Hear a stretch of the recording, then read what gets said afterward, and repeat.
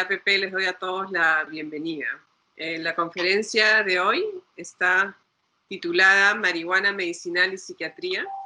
Y como muchos de ustedes saben, ya se ha iniciado la venta legal con receta médica de la marihuana medicinal en nuestro medio, ¿no? Por eso el tema de la ponencia de hoy es de mucho interés. El conferencista de hoy es psiquiatra con subespecialidad en psiquiatría en adicciones, profesor principal de la Facultad de Medicina de San Fernando, profesor asociado de la Facultad de Psicología de la Universidad Peruana Cayetano Heredia, exdirector del Hospital Hermino Valdizán, médico asistente del mencionado hospital, magíster en adicciones, con muchos años de experiencia en el tratamiento y rehabilitación de personas con dependencia a sustancias psicoactivas. El doctor Carlos Saavedra Castillo. Doctor Saavedra, agradecemos que haya aceptado nuestra invitación y tiene usted la palabra. Silvana, muchas gracias. De antemano agradecer a la Asociación Psiquiátrica Peruana por la invitación y siempre gustoso de poder participar y poder compartir con ustedes el conocimiento que he ido adquiriendo a través del tiempo. Ahora estoy en el campo de la mentoría, estoy teniendo un pequeño entrenamiento en relación a lo que es la universidad y mentor es el personaje que por su conocimiento busca en el llamado mentorando que vaya adquiriendo el conocimiento de las fortalezas que él tiene. Y aprovecho esto para hacer pues un homenaje póstumo a quien fue mi mentor, que fue el doctor Rafael Navarro Cueva, fallecido este año por una enfermedad de larga evolución, y también agradecer públicamente el significado que también tuvo en mi vida el doctor Elar Sánchez Tejada, que fue director del Hospital Hermino Valdizán. Bien, para que el tiempo no nos gane, entonces comenzamos y vamos a tocar un tema muy controversial. La marihuana medicinal y psiquiatría. No sé si todos podrán ver ya el PPT. ¿Se ve? Sí, se ve. Bien, señores. Bueno, de antemano, siempre recordar que soy integrante de la Asociación Psiquiátrica Peruana. En un par de gestiones anteriores llegó a ser el secretario general. Actualmente soy el presidente de la Asociación Peruana de Adiccionología. Bien, entonces comencemos con la primera parte. Marihuana, ángel o demonio. Entonces, es una frase que entre los últimos días me venía a la cabeza cómo comenzar justamente con esta exposición. Esta frase no es mía. Fue acuñada por primera vez en un estudio por Jacques Mabit, un psiquiatra francés que trabaja en nuestro Perú en un centro de tratamiento para adicciones llamado Taquihuasi, donde él recurre a algunas sustancias naturales de tipo alucinógeno para poder dar tratamiento a los pacientes que tienen el problema justamente de las adicciones. Pero ¿por qué denominar a este tema marihuana, ángel o demonio? Porque ya desde el año 1997 iba tomando cada vez más cuerpo el significado de lo que va a significar la marihuana en el mundo moderno. La lucha entre lo que va a significar, por un lado, la liberalización y, por otro lado, la intolerancia. Y encontramos cómo el expresidente de Uruguay daría pase para que la marihuana comenzara ya a ser legalizada en un pequeño país como lo es Uruguay. Progresivamente vamos a ir viendo cómo se va difundiendo precisamente su uso. Y el año pasado tuve la oportunidad de, estando en Estados Unidos, específicamente en Los Ángeles, cómo se utiliza precisamente su consumo, siempre con discreción, porque no necesariamente porque se acepte el consumo precisamente tenga que desvirtuarse la forma como se hace. Pero hoy día me han pedido hablar sobre la marihuana medicinal. Antes de llegar a ella, comenzaremos con la primera transparencia. El hecho de que en el año 1964, Rafael Menchulán comienza a trabajar sobre la hoja de marihuana. De antemano existen tres tipos de marihuana: marihuana sativa, marihuana índica y marihuana ruderalis, como ahora vamos a ver. Entonces, en el año 1963, Rafael Menchulán descubre 10 componentes de lo que va a significar la hoja de la marihuana. Uno de esos componentes fue el THC, el delta 9 tetrahidrocannabinol. Posteriormente ha sido descubierto que en el cuerpo de nosotros se encuentra la presencia de un homólogo a un endocannabinoide que se conoce con el nombre de anandamida. Y este principio activo, que es producido en nuestro cuerpo, va a actuar sobre los ya denominados receptores cannabinoides, que son de dos tipos, el receptor CB1 y el receptor CB2. Vale la pena, antes de continuar, que aproximadamente en el momento actual se hablan de 400 cannabinoides presentes en la planta de marihuana. Pero, mucho cuidado, no he venido a promover el uso de marihuana, sino a hacer una reflexión. La concentración de la marihuana, específicamente el THC, se ha ido incrementando en los últimos años. Actualmente está alcanzando el 20% de concentración en relación a lo que probablemente en la década del 70 era un 1%, en el 80 de 3 a 3.5%. Siguiendo esta línea, se ha llegado a observar también en estudios ya que se han hecho en el cuerpo del hombre, la presencia de dos endocannabinoides, que son el araquidonilglicerol, que ha sido descubierto en el año 1995, y la noradrenalina, que ha sido descubierto en el año 2001. Ojo, recién se está conociendo parte de precisamente la presencia de estas sustancias que no solamente estarían presentes en la planta de la marihuana, ya denominada cannabis sativa, sino también la encontramos en nuestro cuerpo cumpliendo una serie de funciones. Los cannabinoides, que vienen a ser estas sustancias que se encuentran presentes en la marihuana y que también han sido encontrados en el cuerpo del hombre, entonces tienen la particularidad, primero, cannabis sativa, indica y ruderalis serían los productos naturales, dentro de las cuales se encuentran los cannabinoides, los cuales van a actuar en el cuerpo del ser vivo en los denominados receptores CB1 y CB2. Una pequeña clasificación en relación a los cannabinoides naturales. El cannabinoide psicoactivo que se asocia al cannabis recreativo es el delta-9 tetrahidrocannabinol, pero además encontramos cannabinoides no psicoactivos como el cannabidiol, el cannabinol, el cannabigerol y otros más. Pero también se están produciendo en los laboratorios sintéticos como el dronabinol, la nabinola o el dexanabinol. En esta transparencia es solamente para resaltar el sistema nervioso central en el cual se ha observado gran riqueza de receptores CB1.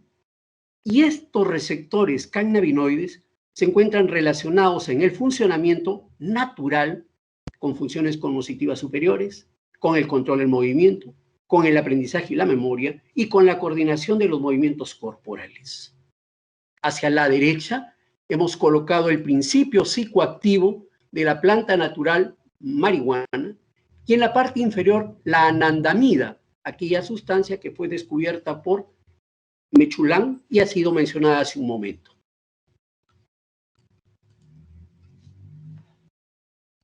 Pérez Géreda en el año 2018, entonces nos va demostrando lo siguiente.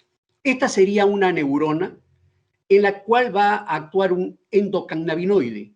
Ese endocannabinoide, como es la anandamida, va a actuar sobre el receptor CB1 que está presente en el sistema nervioso central y con las diferentes funciones que corresponden. También vamos a encontrar los receptores CB2 que van a reconocer, pero aquí fundamentalmente vamos a encontrar un endocannabinoide natural que viene a ser el 2-araquidonilglicerol. Se ha demostrado en los estudios de investigación que es mucho más abundante que la anandamina. Si bien en ambos casos vienen a ser sustancias agonistas sobre los receptores CB1 y CB2 respectivamente, vale la pena recordar antagonistas, uno de los cuales es el SR141716 y el SR142528. Hace más de 10 años en que llevaba un curso de farmacología de drogas, me llamó mucho la atención cuando comencé un poco a ampliar mi conocimiento de la marihuana y se hablaba del antagonista SR141716, que se vislumbraba que en un futuro podría ser utilizado como un antagonista de estos receptores cannabinoides, por lo tanto, una opción para el manejo de la marihuana. Este producto fue utilizado en diferentes países del mundo. Lo más cercano a Perú fue Chile, pero se observaría que tenía un efecto secundario, provocaba problemas de la salud mental. depresiones, psicosis, por ahí. Entonces hubo prudencia y poco a poco fue descontinuado. Digemit, más o menos por esa época, tuvo frente a sus manos el documento que buscaba el ingreso del Rimonabant al mercado farmacéutico nacional. La intención era un medicamento más para el control del peso, pero sucede de que por estos efectos secundarios no cumplió los objetivos correspondientes. Esta es una transparencia interesante. Acá tenemos una neurona GABAérgica. Si ubico esta neurona GABAérgica en los centros de recompensa, en las que supuestamente la neurona postsináptica es una neurona dopaminérgica, cuando actúa el GABA en esta neurona, va a facilitar inhibición en la neurona dopaminérgica y la dopamina se regula. Pero cuando la acción inhibitoria disminuye, entonces la actividad dopaminérgica se va a incrementar. Si son lo suficientemente observadores sobre una neurona GABAérgica, hay un receptor CB1 sobre el cual puede actuar un endocannabinoide, la anandamida o el 2-AG, que hace un momento hemos mencionado. Esto entonces me permite ser prudentes cuando utilizamos medicamentos, porque tenemos que estar muy alerta de efectos inesperados y que no quisiéramos que se produjeran justamente cuando utilizamos medicamentos en individuos.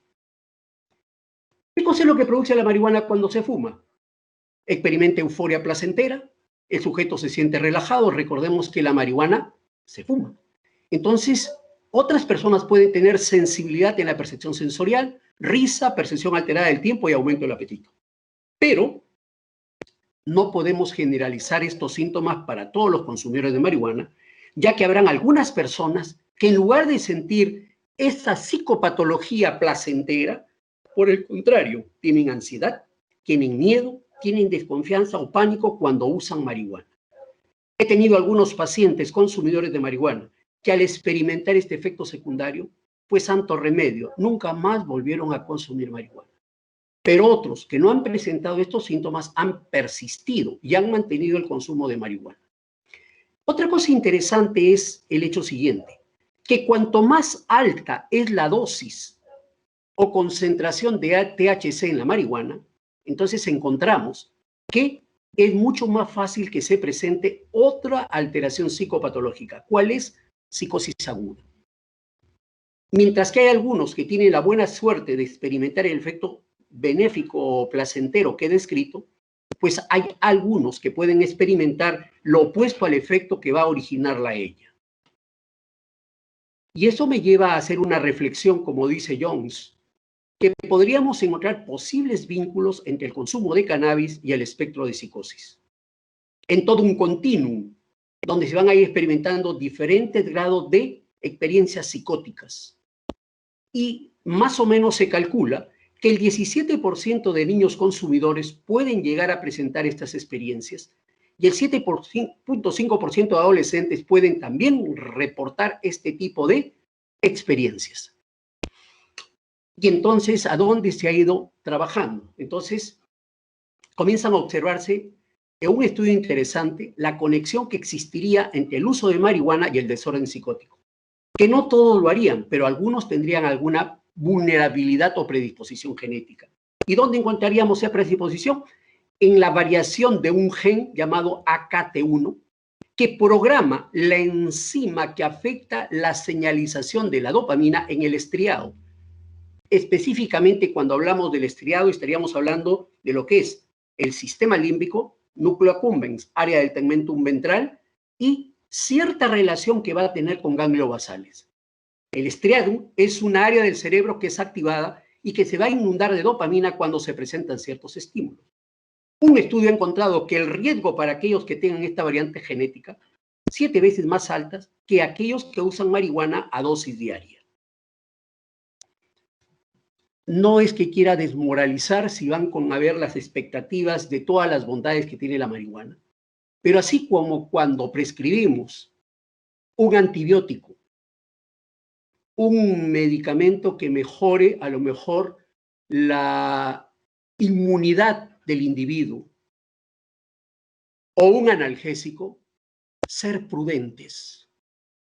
Y quiero aprovechar para hablar del gran problema que en este momento se encuentra en los Estados Unidos.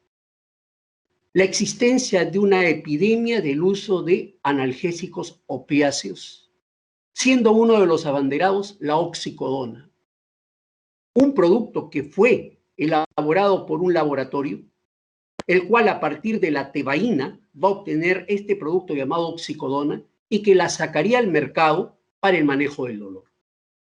Los estudios no fueron tan serios y el oxicodona en este momento en los Estados Unidos es un gran dolor de cabeza, no solamente por la adicción que genera, sino por la sobredosis. Ya ha sido cuestionado ese laboratorio cuyos dueños, para desgracia, fueron médicos y sus descendientes pues tienen problemas legales, pero el problema ya se desató en Estados Unidos. No he visto oxicodona en nuestro país y ojalá que no llegue porque sería todo un tremendo problema para las personas que somos médicos, no solamente por la prescripción, sino por las consecuencias que podrían provocar. Del estudio de Pérez Gerarda del 2018, plantea una gráfica que me ha interesado ponerla para reflexionar. Mercado de la marihuana en los Estados Unidos, en una proyección que hace Forbes. Entonces, ¿qué cosa nos muestra? Nos muestra la evolución del mercado de cannabis entre los años 2018 y 2025. A pesar que no ha sido legalizada en algunos países, vamos observando de que su consumo va creciendo. Pero lo que debería llamarnos más la atención es lo denominado con el nombre de uso terapéutico, y donde vamos viendo que comienza a incrementarse no solamente su consumo, sino la ganancia. Si comparamos al 2025, la ganancia por el uso de la marihuana recreativa, que es de 10.860, pongámosle millones de dólares, miren cuánto es el de la marihuana de uso terapéutico. Esto entonces nos debe de poner en alerta. Nosotros somos médicos y tenemos que ser muy prudentes con lo que prescribimos. Si no, lo primero que yo pensaría es, ¿y por qué razón no se ha legalizado el uso de la cocaína? Si la cocaína lo que hace es bloquear el transportador de dopamina, el transportador de serotonina y el transportador de noradrenalina. Y si nos acordamos de la acción que tienen los inhibidores selectivos de recaptación de serotonina, que mejoran la depresión, entonces, ¿por qué no pensar con la cocaína algo parecido? Sería absurdo. Entonces, tenemos que ser muy prudentes los médicos en relación a todas este tipo de propuestas. No quisiera dar un calificativo muy personal, pero nosotros, nuestro papel es preservar la salud de nuestros pacientes y muy en especial cuando buscan ayuda en nosotros. Ahora sí, entremos al campo de la marihuana como medicina. Como ustedes habrán visto, desgraciadamente la marihuana, al igual que la hoja de coca, de uso milenario, coca en América Latina, en especial en lo que ha sido el Tahuantinsuyo, y la marihuana en especial en Asia, la India, y varios países donde el consumo de ellos forma parte de sus rituales. Esta transparencia me parece que es interesante porque el uso de la marihuana recreativa en personas sanas lleva a que por mecanismos neurobiológicos, entonces, se llegue a un uso abusivo como resultado de la alteración de funciones en nuestro organismo. Muy bien. Recordar, como hemos visto hace un momento en relación a lo que plantearía Mason Lang, el sistema endocannabinoide, donde lo que hacen los endocannabinoides es tutelar el equilibrio en el funcionamiento homeostático de todos esos circuitos cerebrales. Comienzan a haber estudios y comienzan a descubrirse los denominados exocannabinoides. De la planta del cannabis se comienzan a describir los llamados cannabinoides, pero que en algunos casos no se tiene el efecto esperado. Por lo pronto, en la marihuana recreativa, que generalmente es el cannabis sativa, vamos a observar pues un sistema que va desestabilizando el sistema endocannabinoide. Muy bien, pero también se está trabajando en los laboratorios y se están buscando productos. Se hablan de cannabinoide de síntesis y uno de ellos es el WIN, pero desgraciadamente se ha ido observando riesgos en cuanto a su uso. En cuanto a las personas enfermas, generalmente pacientes, en el caso de niños, adultos o mayores que tienen cáncer y donde el cáncer va deteriorando su sistema inmune, se van desnutriendo. Entonces, es ahí donde se asume que podrá ser de utilidad alguno de estos derivados para poder ayudar al paciente. No solamente en aquellos que tienen cáncer, sino también en aquellos que tienen HIV, y como resultado de la consecuencia de la enfermedad misma, entonces, cuando se van desnutriendo, podría ir, por un lado, teniendo cierto beneficio.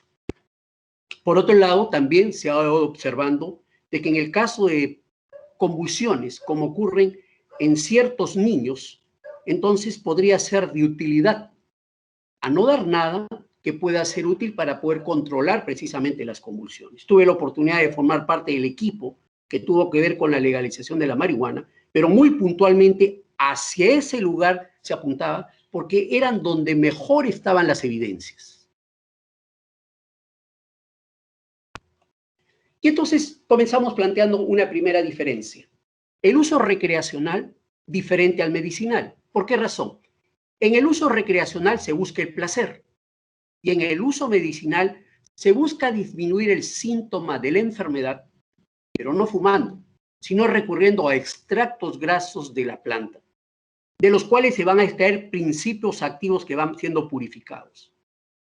Cuando se extrae directamente de la planta, la calidad no es tan buena a cuando se extrae selectivamente los principios que más nos interesan. También se van utilizando plantas de diferentes cepas, pero todavía en ellas el THC es alto y el CBD es bajo. Por lo tanto, si el THC es alto, probablemente el efecto que más vamos a encontrar va a ser más efecto psicoactivo y por ahí algún otro efecto como mejorar el apetito. Podría ser de utilidad, pero nosotros lo que queremos es que se utilice un medicamento que no vaya por ese lado. Nadie cuando prescribe un medicamento apuesta más a los efectos secundarios. Bajo CBD, en el medicinal se están buscando alto contenido de CBD y bajo o ausente THC. Entonces, con Alfonso Zabaleta tuvimos la oportunidad de participar en estas discusiones, pero vale la pena hacer una reflexión de un planteamiento que él va a plantear. La idea del uso recreativo o medicinal de la marihuana trae consigo la idea de que el uso es seguro y que no produce daño. No lo sabemos. Lo que incrementa riesgos para su salud. Por ejemplo, elevado riesgo de sufrir enfermedades psiquiátricas, depresión, ansiedad, esquizofrenia, entre los que se va observando mayor regularidad en el consumo de marihuana, además de los que ya conocen con la dependencia. Con el uso de estos cannabinoides nuevos, poco se conoce. Los estudios clínicos todavía no han concluido y por lo tanto, para ver efectos, nos va a interesar ver por farmacovigilancia lo que puede ocurrir 5, 10, 15 años. No nos gustaría tener otra vez la tragedia de la talidomida o tener el problema que se ha suscitado con la oxicodona en los Estados Unidos. Si seguimos la línea de la marihuana medicinal, pues solamente recordar que marihuana medicinal se refiere al uso de toda la planta sin procesar o de extractos básicos que de ella podamos obtener. La FDA norteamericana no ha reconocido ni aprobado la planta de marihuana como medicina. Que algunos estados estén aceptando el uso recreativo es otra cosa. Pero los norteamericanos son prudentes en relación a esto porque los estudios todavía no son concluyentes. Y entonces, lo primero que se hace el respaldo de la FDA, ¿por qué no lo aprueba? Porque lo primero que exige es la realización de estudios rigurosos en cientos y hasta miles de personas. Y vamos a ver que los estudios que se han ido sacando, las muestras son pequeñas. Y tampoco los investigadores han realizado suficientes ensayos clínicos a gran escala donde demuestren que el beneficio es más que el riesgo. Eso no está claro. Dos cannabinoides comienzan a tomar cuerpo e interés en la actualidad, el THC y el CBD. El THC puede aumentar apetito y reducir náuseas, puede reducir el dolor, la inflamación y problemas del control muscular. El CBD es un cannabinoide que no genera bienestar porque teóricamente no actúa sobre los centros de recompensa. Por lo tanto, él no está ligado con la liberación indirecta de dopamina. Esto a su vez va a llevar a que no haya una alteración de la mente. Se plantea que reduciría el dolor y la inflamación y puede controlar las convulsiones epilépticas, abriéndose el panorama para tratar enfermedades mentales de adicciones, abriendo el panorama, mas no es concluyente como ahora vamos a ir observando. ¿Y qué beneficio podría tenerse los cannabinoides en el campo de la medicina? Ensayos clínicos y preclínicos con marihuana y extracto de ella comienzan a ser utilizados en algunos trastornos. Aquellos que afectan el sistema inmunitario, HIV, esclerosis múltiple. También se presume de utilidad en inflamación, dolor, convulsiones, trastornos por consumo de drogas y trastornos mentales, pero eso no está determinado. Se habla de la posibilidad, y como ha dicho la FDA, necesitamos estudios rigurosos y no con muestras pequeñas, sino con muestras grandes. ¿Y qué medicamentos contienen cannabinoides? 2 medicamentos han aprobado la FDA, el dronabinol y la nabilona, pero que también tienen un componente que es de THC, lo que hace entonces que nosotros lo veamos con cautela. Tratamientos para náuseas causados por quimioterapia y también para el aumento del apetito en pacientes que han tenido una pérdida extrema, pacientes caquéxicos. Y las investigaciones se siguen realizando, buscando el descubrimiento de otros medicamentos. ¿Y qué medicamentos contienen cannabinoides? Pues varios. El Sativex ha aprobado un tipo de endocannabinoide que es el nabiximol. Es un pulverizador bucal que contiene THC y CBD. Tiene algunas indicaciones, pero no cuenta con la aprobación de la FDA. El Epidiolex, un medicamento interesante, derivado del CBD para el tratamiento de ciertas formas de epilepsia infantil. Se está utilizando en ensayos clínicos, pero aún no han sido aprobados por la FDA. Desde el mayo de 1985 encontramos el dronabinol. Es un aceite marrón que se administra en cápsula de glicerina de 2.5 y 10 miligramos, el laboratorio que lo produce. Se lanza una versión genérica de cápsulas y el costo de tratamiento fluctúa entre $200 a $800 por mes.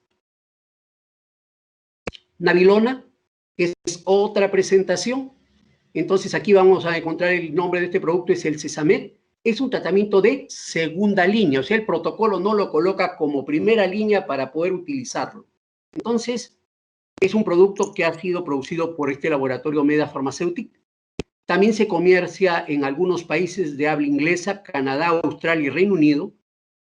En ella vamos a encontrar de 0.5 a 1 miligramo de nabilona y el costo por tratamiento es de 20 cápsulas por 1 miligramo con un costo anual de $4,000 del tratamiento. Sativex contiene tetrahidrocannabinol 2.7 con cannabidiol 2.5. O sea, es un poco más el delta 9. Ha sido aprobado en Canadá. Se usa como un inhalador en síndrome de vejiga hiperactiva y esclerosis múltiple y el costo de tratamiento fluctúa de $125 a $375 mensuales. Bien, no he venido a hacer propaganda, sino que conozcan lo que hay en el mercado y lo que primero vamos a plantear es lo siguiente. El uso de estas sustancias se ha plantado como último recurso para tratar enfermedades en que los recursos médicos y farmacológicos han fallado. ¿Como cuáles? Náuseas y vómitos intratables, como ocurre con el uso de quimioterapia para el cáncer o la anorexia en pacientes con SIDA. Y esta es la misma sustancia utilizada por uso recreacional y por ello tiene los mismos efectos y tendrían los mismos riesgos. Aquí tenemos entre los años 85 y 1985 estos productos en el mercado norteamericano. El Delta 9 THC junto al dronabinol en un producto llamado Marinol, cuyas indicaciones son náuseas y vómitos asociados a la quimioterapia del cáncer y además para la pérdida de peso de pacientes con SIDA. Y el otro producto es el Delta 9 tetrahidrocannabinol y la nabilona, utilizados para náuseas y vómitos asociados a la quimioterapia del cáncer. Nombre de este producto último, Sesamet.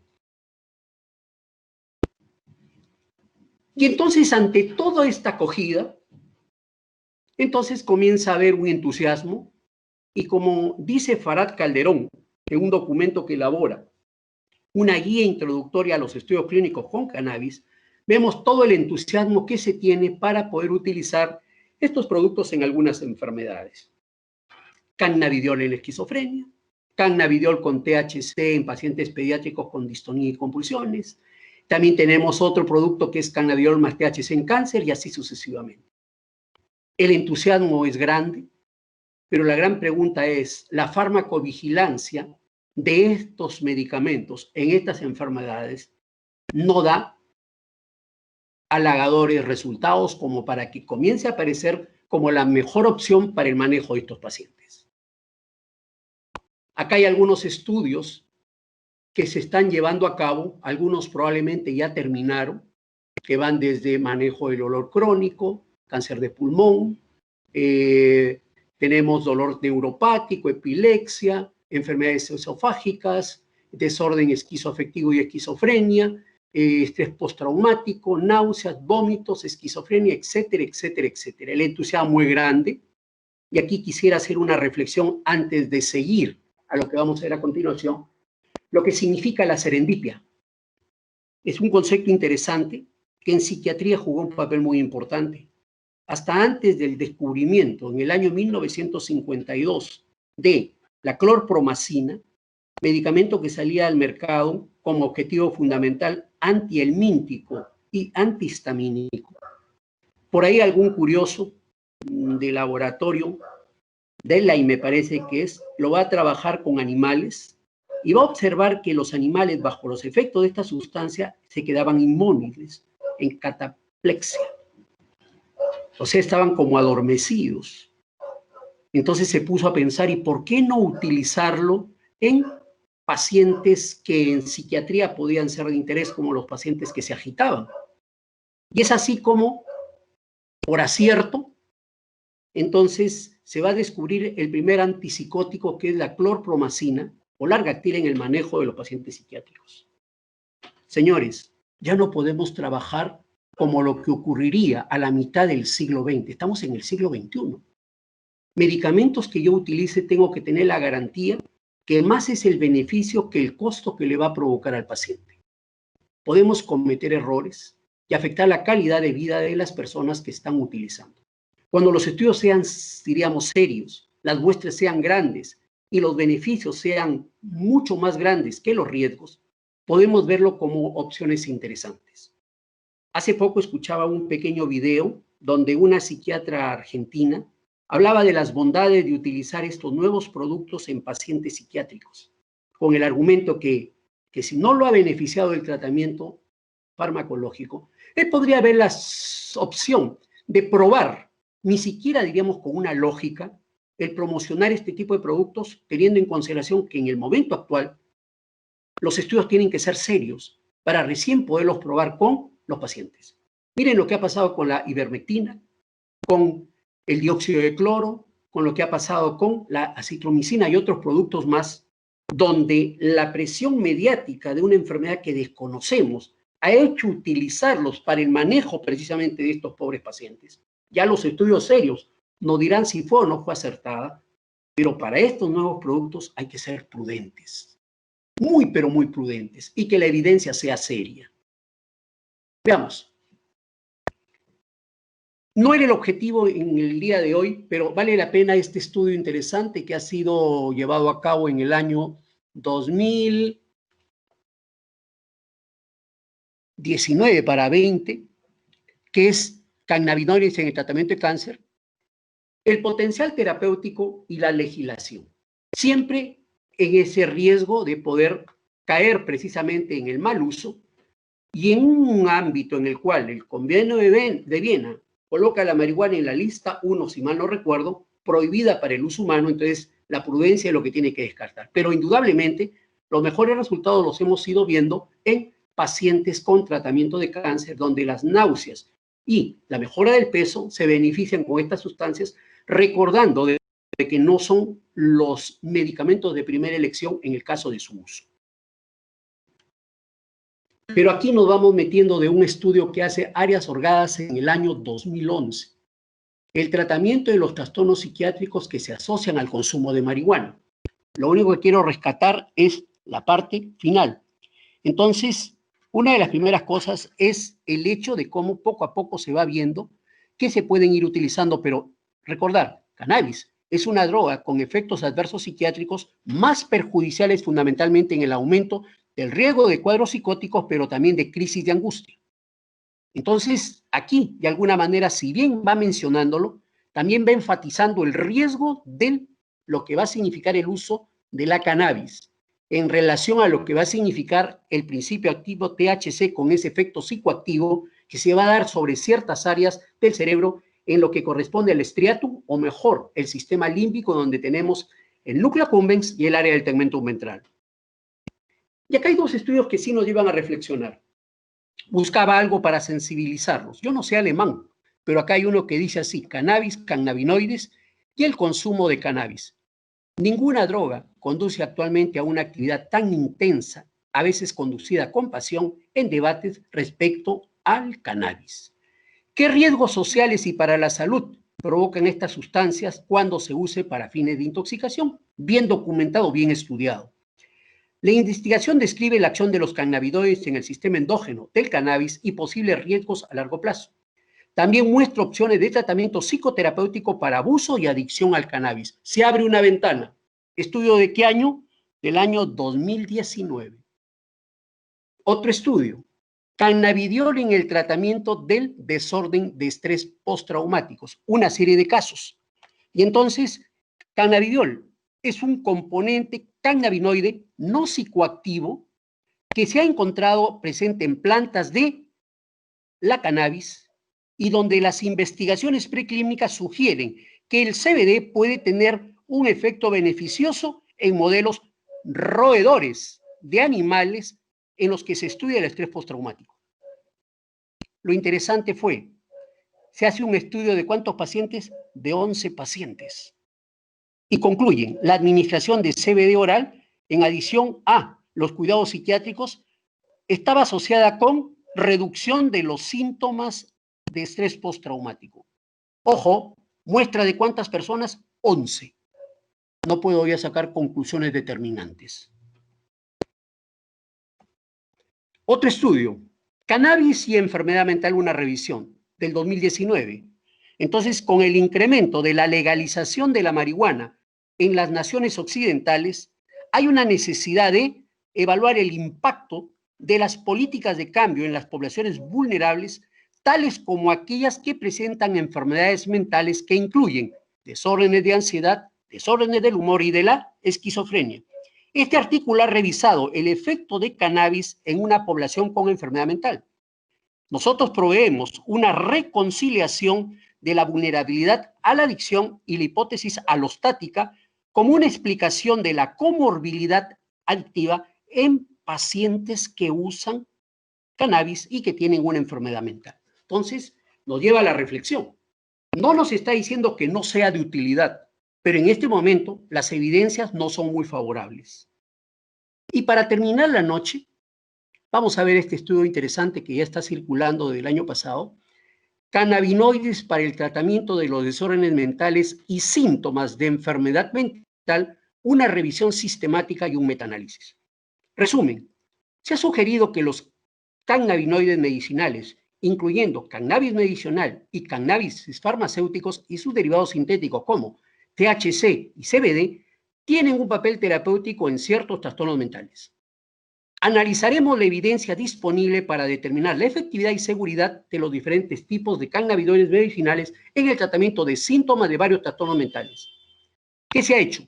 Una revisión sistemática y un metaanálisis que involucraron revistas como Medline, Embase, Psicoinfo, el Registro Central de Ensayos Clínicos Controlados de Cochrane y la base de datos de revisión sistemática Cochrane entre los años 1980 y 2018. Se consideraron todos los estudios que analizan cualquier tipo de formulación de un cannabinoide medicinal en adultos mayores de 18 años y para tratar depresión, ansiedad, TDAH, Tourette, estrés postraumático, psicosis, ya sea como condición primaria o secundaria a otros problemas médicos. Resultados. 83 estudios fueron elegidos. 40 ensayos controlados aleatorios que hacían una muestra de 3.061 personas, 42 para depresión, 23 ensayos controlados aleatorios con una muestra de 2.551 personas, 31 para la ansiedad, 17 ensayos controlados aleatorios con una muestra de 605, 8 para el síndrome de Tourette, 2 ensayos de control aleatorio, o sea, SA, con una muestra de 36, 3 para TDAH, con una muestra de 30, 12 para el trastorno de estrés postraumático, con una muestra de 10, y 11 para psicosis, con 6 ensayos controlados, con 281 personas. ¿Qué interpretaban? Existe poca evidencia de que los cannabinoides mejoren los trastornos y síntomas depresivos, los trastornos de ansiedad, los trastornos por déficit de atención con hiperactividad, el síndrome de Tourette, el trastorno de estrés postraumático o la psicosis. Existe evidencia de muy baja calidad de que el THC farmacéutico con o sin CBD produce a una pequeña mayoría en los síntomas de ansiedad. O sea, produce una mejoría en relación a otras que tienen afecciones médicas. Sigue habiendo pruebas insuficientes para incluir en el marco regulatorio la orientación sobre el uso de cannabinoides para el tratamiento de trastornos mentales.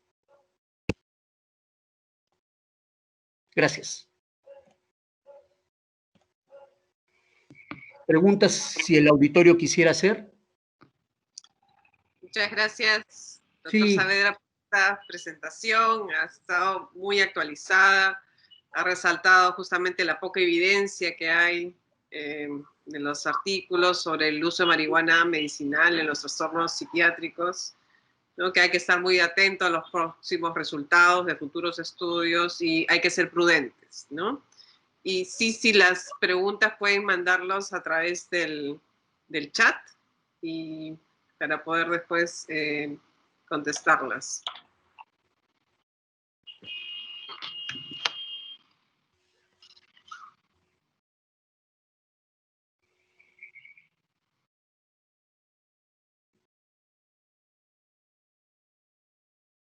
Sí.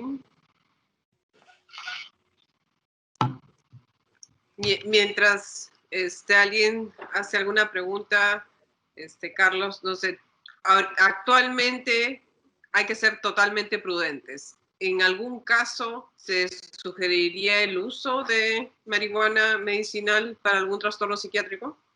Yo no lo indicaría. He escuchado anécdotas que lo emplean para la ansiedad, he escuchado comentarios que lo emplean para el sueño, pero muchos de los estudios que hemos ido viendo no han contemplado el uso.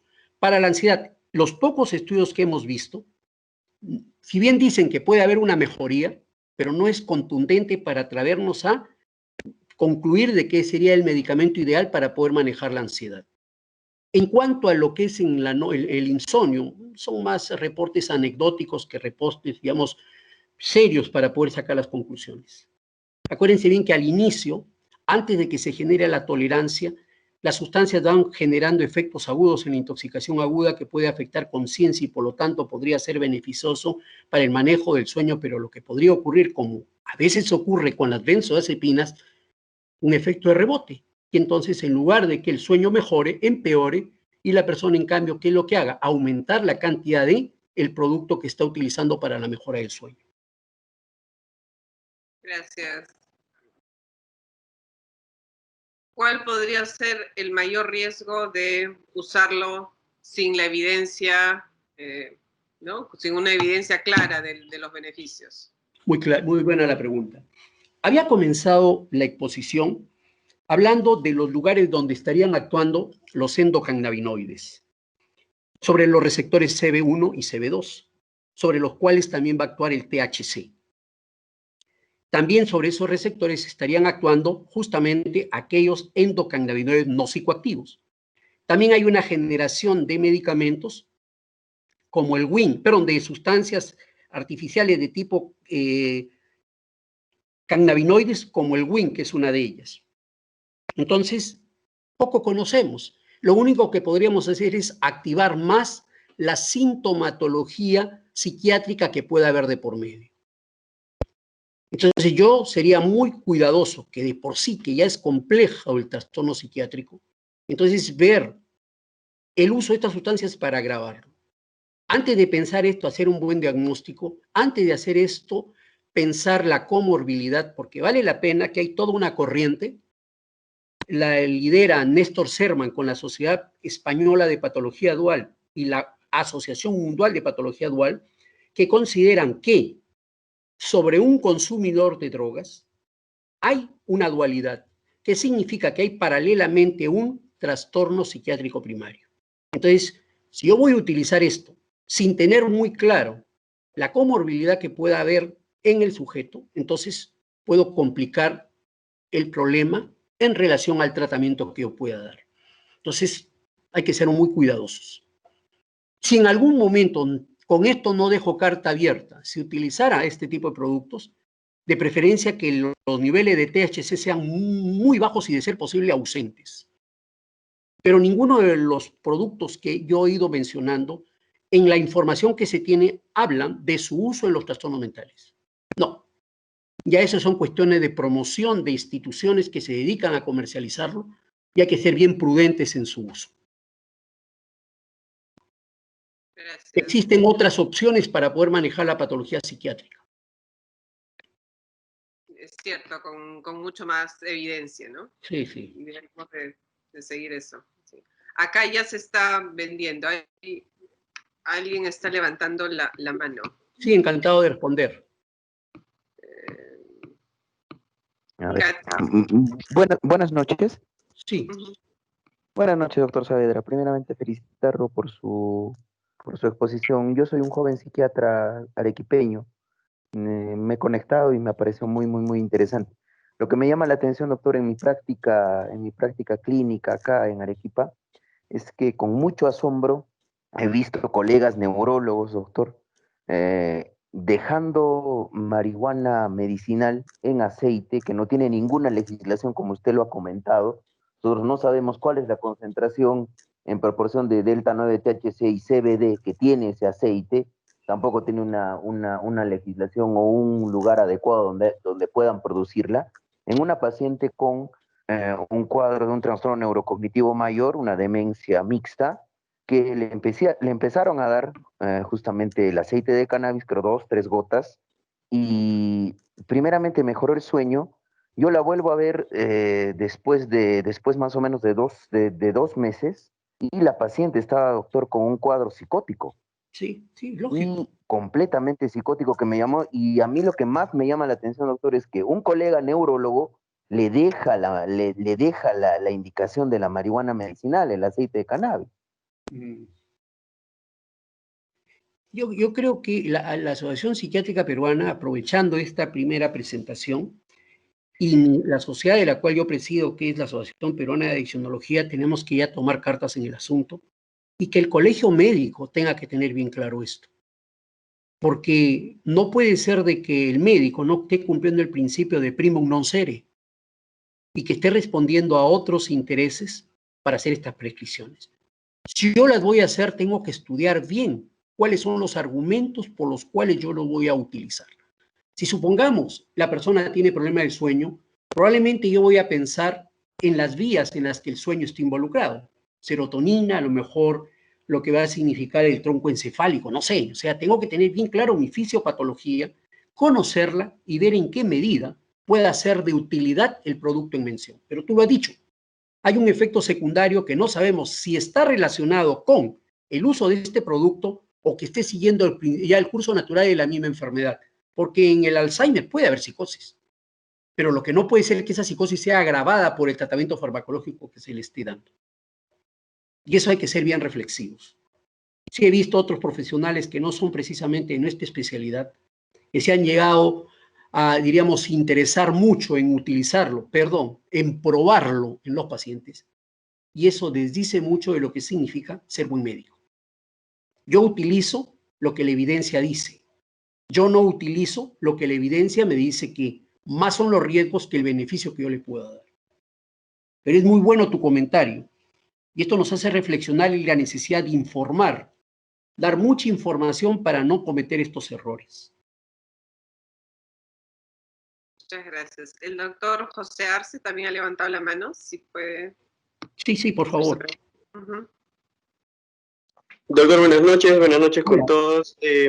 Doctor, ¿algún alcance sobre CBD3, el receptor, ¿no? Porque se mencionó el 1, el 2, pero también hay estudios de que ya, bueno, hay el 3, que si es que tiene de repente algún alcance, y su opinión acerca del aceite de cannabis, que incluso la Digemit en algún momento lanzó su propio aceite y que se acabó rápido, ¿no? Porque también conversando con los usuarios que a veces solicitan el aceite, uno evita, como usted comenta, la recomendación de eso, pero sin embargo hay el personal que sí pues lo indica, sí lo receta, y sí me enteré de que cuando se lanzó el aceite de la propia Digemit se acabó pues en poco tiempo, ¿no? Si es que tiene alguna opinión también acerca de eso. Respondiendo, me has agarrado. Conocía CB1, CB2 y por ahí hemos ido encontrando este otro endocannabinoide que existe. No tengo mucho conocimiento de este último. A pesar que mi bibliografía es actualizada, porque incluso llegué a adquirir un tratado de marihuana que lo adquirí creo el año pasado y no he encontrado pero voy a tener que revisar. En relación a lo que significa esta medida que tomó la Digemit. Bien, cuando nosotros participamos en lo que significó la legalización de la marihuana medicinal, entonces dejamos los resultados, fuimos liderados por un farmacólogo de la Universidad Peruana Cayetano Heredia, que es el doctor Alfonso Zabaleta, y por ahí en el momento de la redacción del documento como que tuvimos por ahí una persona que no quiso plegarse a lo que significaba la idea final. Pero al margen de eso, indudablemente, debo de esperar que sobre la información que se tenía en ese momento, ese aceite que estaban sacando al mercado debería tener mayor cantidad de cannabidiol y menos cantidad de THC. No, nunca tuve al alcance, diríamos, el dispositivo, la receta, la composición para poder dar mi punto de vista. Esperemos de que se hayan cumplido diríamos, el informe que estábamos dando, porque supuestamente muchos de los productos que hoy día he comentado, supuestamente la cantidad de THC es cada vez menor, porque el gran problema es que puedes tú estar dando la sustancia, pero puede haber el efecto psicoactivo. Y aquí quiero aprovechar lo que está pasando con muchos opiáceos de prescripción, donde el opiáceo de prescripción lo que hace es actuar sobre las vías del dolor, vías en las que las redes están relacionadas con opioides endógenos, donde los receptores mu, kappa, delta van a ser ocupados por ellos y van a estar actuando sobre el dolor. Pero hay un momento en que a nivel de lo que es el estriado, vamos a encontrar la conexión que tienen estas vías opioides con los centros de placer. Más o menos la relación es vía opioide endógena que hace sinapsis con una neurona GABAérgica, la que a su vez hace sinapsis con una neurona dopaminérgica. Por lo tanto, al estar actuando el opioide sobre esta vía, en los centros de recompensa finalmente, indirectamente pueden facilitar la liberación de dopamina. Por esa razón, los opiáceos de prescripción tienen riesgo de poder ser adicción en quien lo utilice. Y por lo tanto hay que ser precavidos. No vaya a ser que pase esto con las sustancias que en este momento estamos hablando. Mientras los estudios no sean contundentes, entonces todavía no podemos sacar conclusiones. Y lo único que nos queda es tener paciencia y ser prudentes. Que no significa que tengamos que satanizar el producto. Lo que nos interesa es tener la evidencia para recién en ese momento poder hacer las prescripciones correspondientes. Vayamos a después tener sorpresas. Y eso sí sería un gran problema para la medicina. Caeríamos en un desprestigio. Y eso hay que evitarlo. Muchísimas gracias, doctor Saavedra. No sé si hay alguna otra pregunta.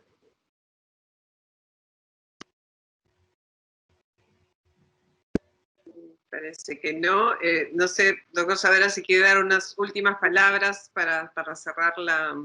Bien, yo creo que es muy significativo y muy interesante desde los ojos de nosotros, los psiquiatras, y teniendo como máximo representante de la psiquiatría, la Asociación Psiquiátrica Peruana, que comience con este tipo de actividades donde tengamos la información seria. Y el año pasado que tuve la oportunidad de estar en un congreso en España y que tenía que ver con cuestiones de adicción, era bien interesante, luego que yo presentaba, o que el expositor presentaba la transparencia inicial, la siguiente nos hablaba de que no existían conflictos de intereses en lo que se planteaba. Acá no es la intención de promocionar ningún producto, sino como médicos, tener el conocimiento y a partir de él comenzar a ir haciendo las revisiones, ir viendo las evidencias, para de ser necesario en algún momento prescribir, tengamos la garantía y seguridad que estemos cumpliendo el principio fundamental de la medicina. Primum non cere. Queremos hacer milagros con nuestra profesión en nuestros pacientes que tienen problemas, pero hay que tener que ser prudentes. Recuerden bien que en el uso de las pacientes con cáncer o HIV que tienen problemas caquéxicos, aparece estos principios como una opción para incrementar el apetito y por ende el peso, pero no son de primera elección. Inclusive para el manejo de las náuseas y vómitos que son muchas veces bien complejos en este tipo de pacientes. Lo único que es mi exposición del día de hoy, reflexión, pero reflexión no significa temor, sino simple y llanamente preocuparnos por nuestros pacientes, donde ahora más que nunca tengamos que tener la evidencia suficiente para decisiones que tomemos. Más con toda esta industria que ingresa a nuestro país y donde ya he tenido la experiencia de recibir información de ella, y la parte final realmente fue muy, diríamos, ingenua, asumiendo que yo iba a caer en una provocación. ¿Cuál era la conclusión? Que me podían proporcionar un dispositivo donde podían colocarse pequeñas tabletas con el principio activo y mientras mis pacientes me esperaban, pudiese sentir el aroma. Y sería lo más inadecuado, lo más antiético que podríamos hacer. Eso nunca puede ser que un médico pueda llegar a responder a estas expectativas. Y por lo tanto, si en el auditorio hay profesionales jóvenes, lo único que resalto es comenzar a investigar. Necesitamos investigar de todo lo que se nos está viniendo, porque va a haber toda una presión y tenemos que tener evidencias suficientes cuando prescribamos.